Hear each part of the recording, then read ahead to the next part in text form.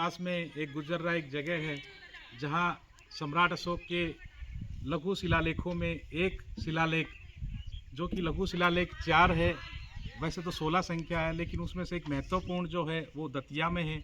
यहाँ स्वयं ये देखिए, इधर हम आपको दिखा रहे हैं, यहाँ अशोक का गुजरा शिलालेख है, जो गुजर्रा स्थित शिलालेख सम्राट अशोक 268 से लेकर 232 ईसा पूर्व लघु शिलालेख 1 को ही एक प्रतिलिपि है।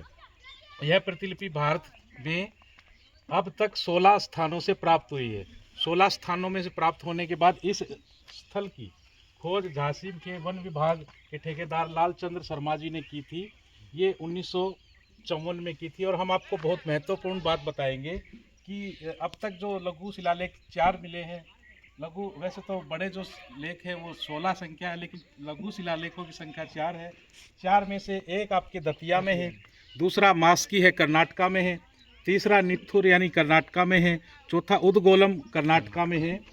और अशोक का नाम मिलता है। यहाँ देखिए आप लोग कि अशोक का यह अभिलेख महत्वपूर्ण है, क्योंकि यहाँ सम्राट अशोक ने अपने नाम का प्रयोग राजा अशोक के रूप में किया गया, जबकि अन्य अभिलेख जो मिलेंगे, अशोक ने अपने नाम के स्थान पर देवान प्रियदर्शी उपनाम का प्रयोग किया है। इस शिलालेख में अपने नाम के साथ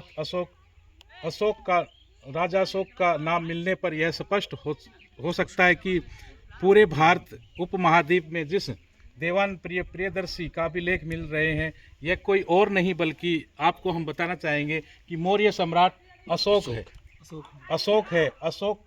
अशोक का कोई अभिलेख भारतीय में उपमहाद्वीप से प्राप्त हो चुके हैं, बहुत सारे प्राप्त हुए हैं, जिसमें से केवल 4 स्थानों पर तथा दतिया के मध्य प्रदेश, मास्की यानी कर्नाटका, निठुर, उदगोलम है, अशोक का नाम मिलता है। इस अभिलेख में भारतीय उपमहाद्वीप में के लिए जम्बूद्वीप शब्द का प्रयोग किया गया, अर्थात भारत को जम्बूद्वीप कहा गया। ये देखिए, आपको हम दिखाना चाहेंगे, ये स्वयं सम्राट अशोक 268 से लेकर 232 में जो शिलालेख लिखवा है, उसमें भारत नहीं बल्कि जम्बूद्वीप लिखा है। यानी जम्बूद्वीप जो नाम है वो बहुत प्राचीन नाम है, भारत का पुराना नाम जम्बूद्वीप है क्या? नाम जम्बूद्वीप है, शब्द का प्रयोग किया है। यहाँ अशोक ने स्वयं को, जबकि स्वयं राजा अशोक कहते हैं कि यहाँ स्वयं अशोक को स्वयं ने बौद्ध धर्म का अनुयायी बताता है और संघ के साथ 2.5 वर्ष से अधिक समय जुड़े होने का जिक्र करता है, स्वयं जिक्र करते हैं। इस अभिलेख का मूल उद्देश्य वही है जो कि इसके सभी लघु शिलालेख क्रम 1 अभिलेखों का यह अशोक ने सबसे अच्छा आचरण और सभी के प्रति दया दिखाने को कहा है। ये सम्राट अशोक का शिलालेख है, गुजर्रा में है। बहुत बहुत मंगल कामनाएं हैं। और ये जो कि डॉक्टर साहब, आप तो यहाँ पे आते रहे हैं, और कब से यहाँ पे आते हैं? मैंने गुजर्रा शिलालेख के प्रचार प्रसार के लिए 95 में काम शुरू किया था, और 95 से 99 तक यहाँ झांसी के तमाम लोगों की मीटिंग आयोजित की। 1 जनवरी 1999 में झांसी के लोगों की एक टिफिन मीटिंग आयोजन की थी मैंने यहाँ पर। मैं उसके फ़ोटो भूला है अभी। टिफिन मीटिंग, तो टिफिन मीटिंग लोगों ने पूछा क्या उल्टे सीधे काम करता भागीरथ, तो टिफिन मीटिंग में ये था कि अपना पानी और अपना टिफिन लाए, हमें यहाँ कोई खाना वाना नहीं दे सकते। डॉक्टर साहब, एक सवाल है कि एक ऐतिहासिक जगह है और ये सम्राट अशोक द्वारा लिखित शिलालेख है, लेकिन यहाँ पे आने जाने के लिए रास्ते, इसके लिए कोई संघर्ष, आप जैसे अनुयायी हैं अगर बौद्ध धर्म के, तो यहाँ हमारे दिग्विजय सिंह की जब सरकार थी तो मुख्य सचिव मेरे रिश्तेदार थे, तो मैंने उनसे कहा था, ये बाउंड्री भी इसी काल में हुई, और वन विभाग से कुछ उन्होंने कह दिया था, तो ये पेड़ भी लगा गए थे, और रोड की भी जो मांग की थी। ये जो दैनिक जागरण में भी उस समय हमने काम किया, तो जागरण के प्रेस वाले लोग भी मेरे साथ आए थे। अच्छा। ये फोटो है उस समय की, ये है 22 सितंबर 2001 की।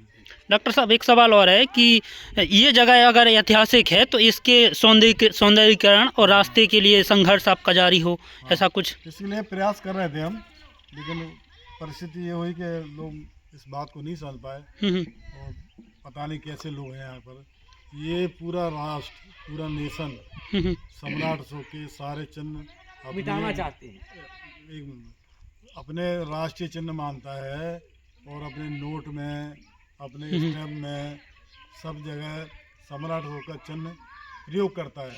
तो सुनिए, तो ये राष्ट्रीय चिन्ह है। ये पूरा देश जब से आज़ाद हुआ राष्ट्रीय चिन्हों के प्रति जागरूक नहीं है। मैंने एक आईपीएस को मैंने पकड़ा था, पकड़ने के मतलब बहुत बड़ा वो नहीं हूँ मैं, पर मैंने खोज की थी।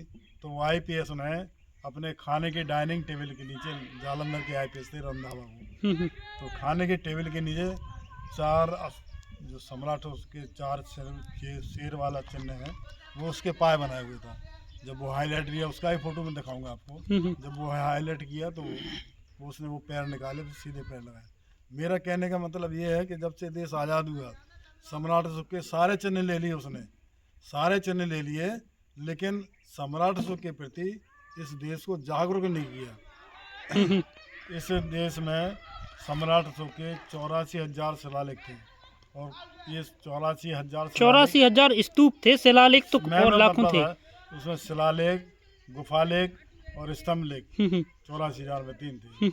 तो ये सारे, ऐसा तो नहीं सम्राट अशोक ने बनाए, लेकिन उस समय उसकी जनता इतनी जागरूक थी कि वो जनता ने भी कई शिलालेख खुदवाए। सम्राट अशोक के काल में हाउ टू थिंक सिखाया जाता, सोच विचार करने का कौशल, सोच विचार करने का कौशल सिखाया जाता था।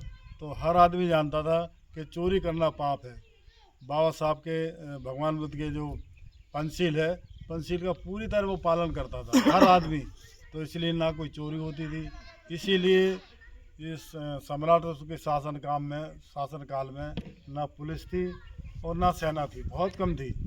और ये इसी से कामयाब रहा सम्राट अशोक का राज कि उसमें हाउ टू थिंक सिखाया, सोच विचार करने का कौशल सिखाया था। और इसका बड़ा क्षेत्र था, नालंदा, तक्षशिला, इनमें बहुत दूर दूर से लोग आते थे।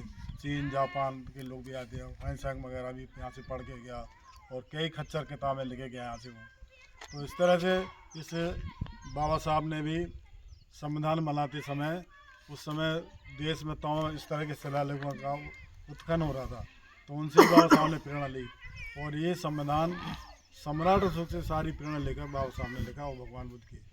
बनते जी, आपसे सवाल है कि ऐतिहासिक जगह है तो इसको एक पर्यटन स्थल के रूप में आगे विकसित किया जाए, इसके लिए कोई योजना हो आप जैसे आकर अनुयायी हैं तो? मैं बता रहा, अभी और कम बता रहा। मैंने यहाँ पर कई उच्च अधिकारी को बुलाया और डॉक्टर अनिल लाल भी मेरे साथ 2 बार आए। तो डॉक्टर